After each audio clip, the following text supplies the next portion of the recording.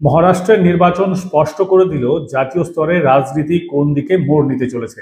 বাংলার মেইনস্ট্রিম মিডিয়ায় যেহেতু জাতীয় স্তরের রাজনীতি নিয়ে খুব একটা বিশ্লেষণ দেখা যায় না, তাই আজ মহারাষ্ট্র এবং জাতীয় স্তরের রাজনীতির বিশ্লেষণ করতে এলাম। আমি পঙ্কজ বিশ্বাস এবং আপনারা দেখছেন মাধ্যম পডকাস্ট। জাতীয় স্তরে এখন দুই ধরনের রাজনীতি চলছে। একদিকে বিরোধী পক্ষ, তারা তুষ্টিকরণ এবং বাটোয়ারার রাজনীতিতে ব্যস্ত। দুধেলগাইদের জিহাদি গতিবিধি দেখে তারা কিন্তু চুপসে যায়, সংখ্যালঘুদের পাইয়ে দেওয়ার রাজনীতি করে, আর হিন্দুদের বিভাজনের সুরসুরি দেয়। অন্যদিকে বিজেপি সবকা সাথ সবকা বিকাশ মন্ত্রে বিশ্বাসী এবং সেই সঙ্গে হিন্দুদের হক কেড়ে নেওয়ার বিপক্ষে তারা। উন্নয়নের পাশাপাশি হিন্দুত্বের রাজনীতি এখন হাতিয়ার ভারতীয় জনতা পার্টির। মহারাষ্ট্রে এক হ্যায় তো সেফ হ্যায় এই স্লোগানের উপরেই ভর করে সংঘের সঙ্গে দূরত্ব ঘুচিয়ে বাজিমাত করতে সফল হয়েছে ভারতীয় জনতা পার্টি। লোকসভা ভোটের আগে সংঘের সঙ্গে দূরত্ব নিয়ে অনেক লেখালেখি হয়েছে, তার সঙ্গে অন্যান্য সমীকরণও ছিল। ফলে লোকসভায় বিজেপি ম্যাজিক ফিগার ছুঁতে পারেনি। কিন্তু এবার উপনির্বাচনে ঝাড়খণ্ড এবং বাংলা বাদ দিয়ে প্রায় সব রাজ্যে এক কথায় কামাল করেছে বিজেপি। আমাদের পরবর্তী পডকাস্টে আমরা ঝাড়খণ্ড এবং বাংলা নিয়ে আলাদা বিশ্লেষণ করব। এছাড়াও আসাম, বিহার, উত্তরপ্রদেশ, রাজস্থান সব জায়গাতেই বিজেপির ফল ভালো হয়েছে।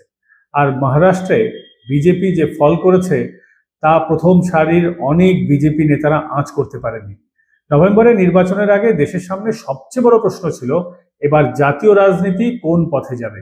একদিকে তুষ্টিকরণ ও বাটোয়ারার রাজনীতি, অন্যদিকে উন্নয়ন ও একত্রীকরণের রাজনীতি। বেশ কয়েকটি সংগঠন এবং রাজনৈতিক দল এই দেশের সংখ্যালঘু জনগণকে খেপিয়ে তোলার চেষ্টা করেছিলেন। এক কথায় বলতে গেলে তারা দেশের ভিতর অশান্তির পরিবেশ সৃষ্টি করার চেষ্টা করেছিলেন। কিন্তু মহারাষ্ট্রের নির্বাচনের পর স্পষ্ট হয়ে গেছে মানুষ আর ওদের সঙ্গে নেই। জিহাদি কিংবা তুষ্টিকরণের রাজনীতি আর বাটোয়ারার রাজনীতি জাতীয় স্তরে একেবারেই ফ্লপ। দেশ এখন হিন্দু একতার রাজনীতিকে সমর্থন যোগাচ্ছে। জনগণ স্পষ্টভাবে বিজেপিকে বুঝিয়ে দিয়েছে তাদের রাজনৈতিক দিশা হওয়া উচিত উন্নয়ন, রাষ্ট্রবাদ এবং হিন্দুত্ব। বিরোধীরা কি বলবে তা ভেবে রাজনীতির বৈতরণী পার হওয়া যায় না, এটা কিন্তু জনগণ বুঝিয়ে দিয়েছে এবং স্পষ্ট ইঙ্গিত দিয়েছে বিরোধী রাজনৈতিক শিবিরের জন্য।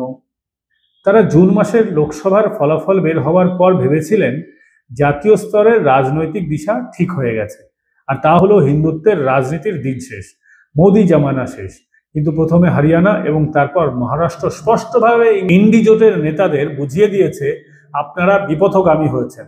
তুষ্টিকরণ এবং জিহাদকে সমর্থন করার রাজনীতিকে জনগণ আর সমর্থন করছে না। ভোটাররা জিহাদি রাজনীতিকে একেবারে বাতিল করে দিয়েছে।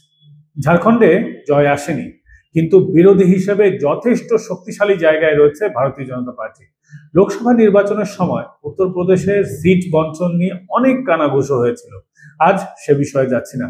তবে উত্তরপ্রদেশ থেকে বেরিয়ে মহারাষ্ট্রে যোগী আদিত্যনাথ যেভাবে প্রচার করলেন এবং হার্ড হিন্দুত্বের লাইন নিলেন, তাতে প্রভাবিত হয়ে দেবেন্দ্র ফডনবিসও হিন্দুত্বের পথেই প্রচার করলেন এবং ফল আজ আপনাদের সকলের সামনে।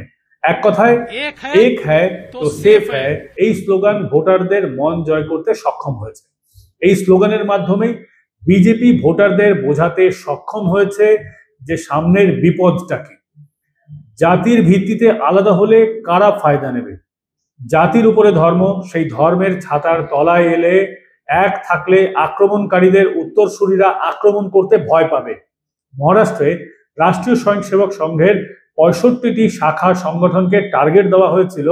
কেন সজাগ থাকা জরুরি, কেন জনগণকে তা বোঝাতে হবে, যার ফলে রাহুল গান্ধীর সংবিধান বাঁচাও, জাতি বাঁচাও, কোটা সিস্টেম বাঁচাও এইসব ইস্যু একেবারেই ফ্লপ করে গেছে।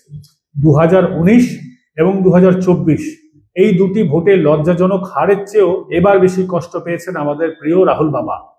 কারণ সেঞ্চুরির কাছে পৌঁছে রাহুল ভেবেছিলেন দিল্লির মসনদ আর হাতের কাছে একেবারে চলে এসেছে, কিন্তু এই নির্বাচন বুঝিয়ে দিল দিল্লি বহুত দূর হ্যায়। বর্ণবাদের বিভাজনের রাজনীতিকে হাতিয়ার করে হিন্দুদের বিপদের দিকে ঠেলে দিয়েছিলেন রাহুল গান্ধী, তা বুঝেছে মহারাষ্ট্রের জনতা। আর ব্যালটের মাধ্যমে রাহুলের গালে কষিয়ে থাপ্পড় মেরে যোগ্য জবাব দিয়েছে তারা। 2024-এ তৃতীয়বার ক্ষমতায় এসেছেন প্রধানমন্ত্রী নরেন্দ্র মোদী। অকংগ্রেসী সরকার হিসেবে এটা একটা রেকর্ড। লোকসভা নির্বাচনে হওয়া কয়েকটি ভুল থেকে শিক্ষা নিয়ে ফের জয়ের ফসল নিজেদের ঘরে তুলেছে গেরুয়া শিবির। 2014 থেকে সনাতন প্রতিষ্ঠার যে রাজনীতির সূত্রপাত হয়েছিল, 2024-এও সেই পথ আরো চওড়া হয়েছে। নভেম্বরের ফলাফলকে বিজেপি এবং তার সহযোগী দলের নেতারা বাড়তি অক্সিজেন হিসেবে দেখছেন। শীতকালীন অধিবেশনের প্রথম দিনেই প্রধানমন্ত্রী নরেন্দ্র মোদীর মারাত্মক কনফিডেন্স আপনারা দেখেছেন। প্রধানমন্ত্রীর বডি ল্যাঙ্গুয়েজ দেখলেই বোঝা যাবে তিনি কতটা কনফিডেন্ট। ওয়াকফ সংশোধন নিয়ে ইন্ডি জোটের যে একটা প্রস্তাব ছিল, সরকারকে ঘিরে ধরার চেষ্টা করা হবে, 2-1 দিনের মধ্যেই দেখবেন ওটা ঠান্ডা ঘরে চলে গেছে। আর আদানি ইস্যু, সেটাও 2-1 দিনের মধ্যে বস্তা পচা মনে হবে। কারণ জানেন, এই দুই ইস্যুতে জাতীয় এবং আন্তর্জাতিক স্তরে টুল কিট গ্যাংকে যেভাবে সক্রিয় করা হয়েছিল, মহারাষ্ট্র নির্বাচনের পর তারা বুঝতে পেরেছে এসব দিয়ে আর কিচ্ছু হবে না। জনগণকে আপনারা খাইয়ে দেবেন আর জনগণ গিলবে, এটা কিন্তু নয়। সংখ্যাগুরু সমাজের নিজেদের জন্য যেটা ভালো সেটা তারা গ্রহণ করবে। এবং শেষ বেলায় বলতেই হয়, গেরুয়া শিবিরেরও বোঝা উচিত তারা এক থাকলে সেফ থাকবে। সংঘ আর বিজেপির এই যুগলবন্দি বারংবার প্রমাণ করেছে তাদের যুগ্ম শক্তির সক্ষমতার পরিমাণ। আজ এ পর্যন্তই। ভিডিও ভালো লাগলে আমাদের চ্যানেল সাবস্ক্রাইব করবেন এবং পাশের বেল আইকন প্রেস করে দেবেন। দেখা হবে পরবর্তী পর্বে। সুস্থ থাকবেন, ভালো থাকবেন।